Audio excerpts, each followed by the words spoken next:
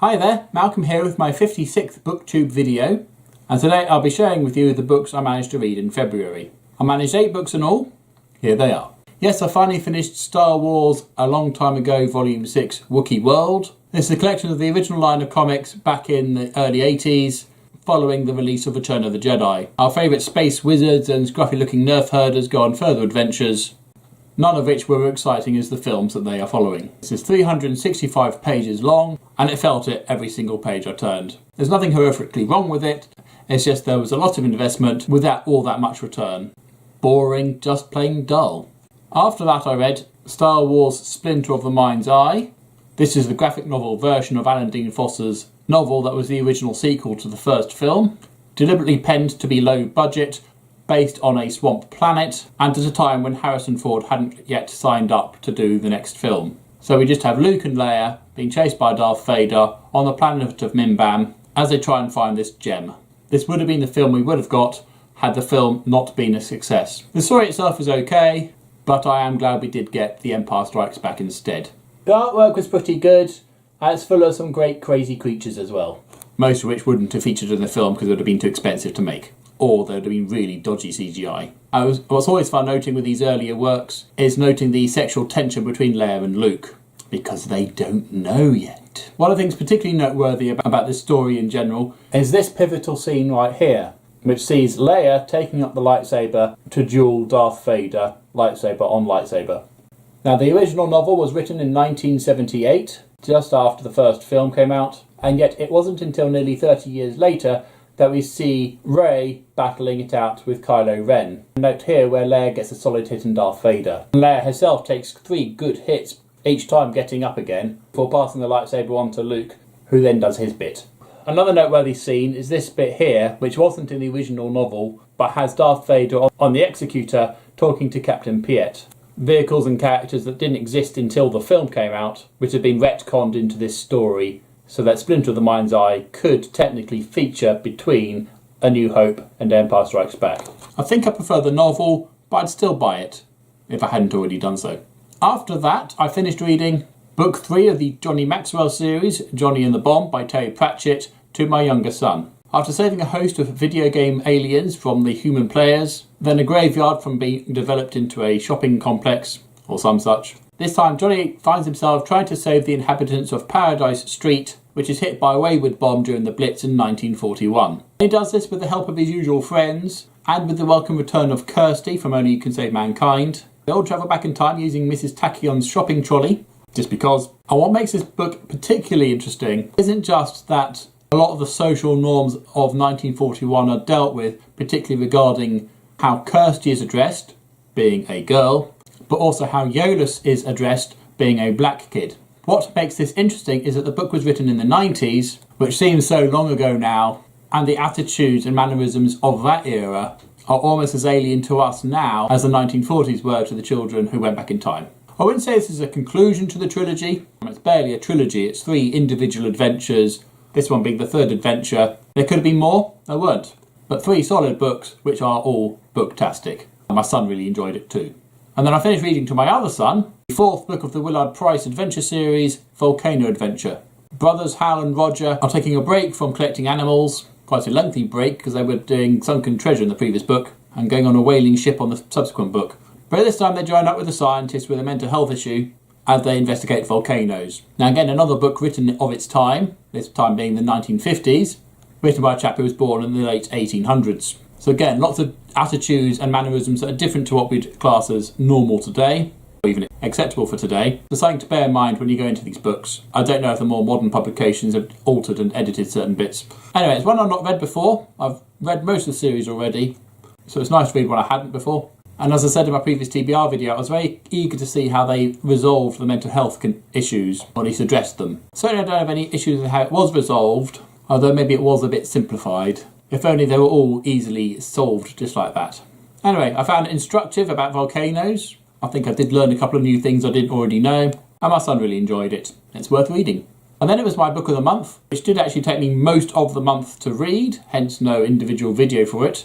Beyond the Aquila Rift by Alistair Reynolds. And this is a series of 18 short stories. Some are not so short, being over 100 pages in length. Some are pretty short.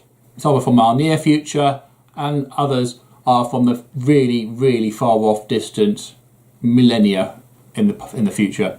Each and every one of them was really enjoyable. Each one was definitely worth reading. On the whole, I'd say the book is booktastic.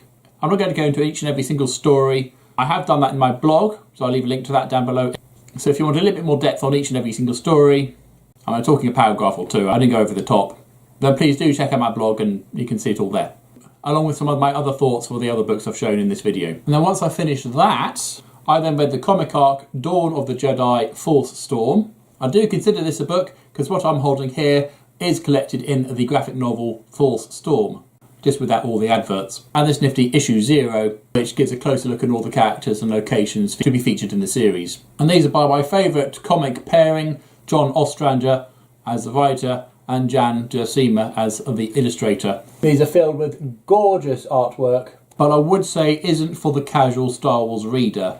Certainly it would help if you'd played some of the Knights of the Old Republic games, read some of the books from that era. These are all based right at the beginning. This is the earliest chronologically material going so far. Where the Jedi were something slightly different. The Sith didn't even exist at this point, and the galaxy is held in the clutches of the Vakatan Infinite Empire. A very different world with some identifiable creatures and species. I absolutely loved it and was like, it's booktastic.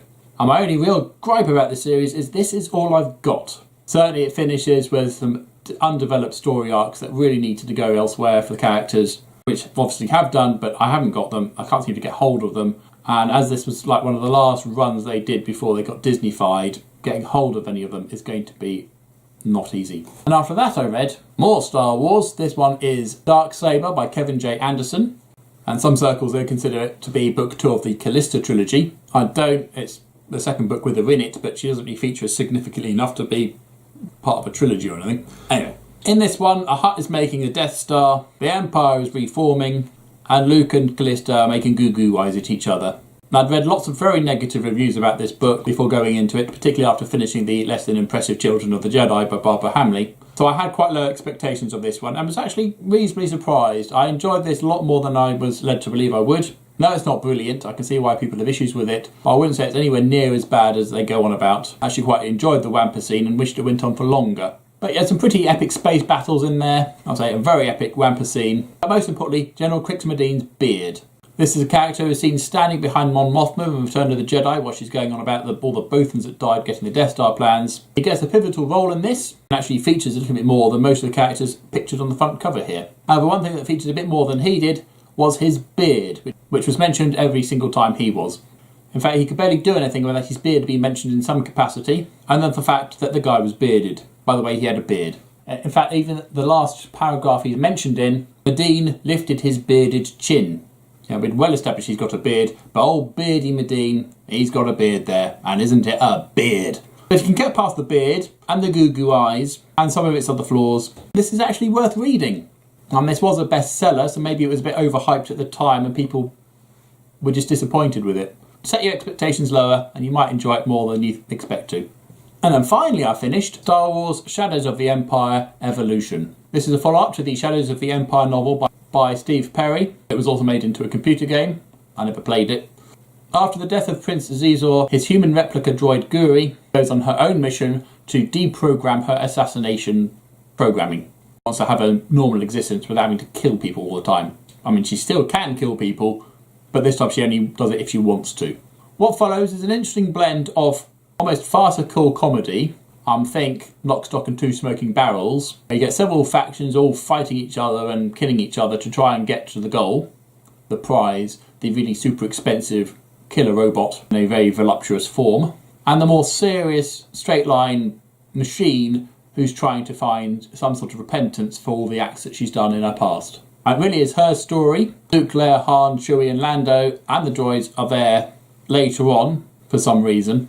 It's got some great artwork, some good action, but admittedly there's not a huge amount of reading to do. But I enjoyed it. And after reading the same battered copy from the library a few times, I decided that I liked it enough and I went and bought my own copy. There we go. That was the books I read in February. Have you read any of those, or are you thinking about reading any of them? I'd love to hear your thoughts, so let me know in the comment section down below. But as always, if you have nothing nice to say, then please do keep it to yourself. Thank you. Until next time, see you later.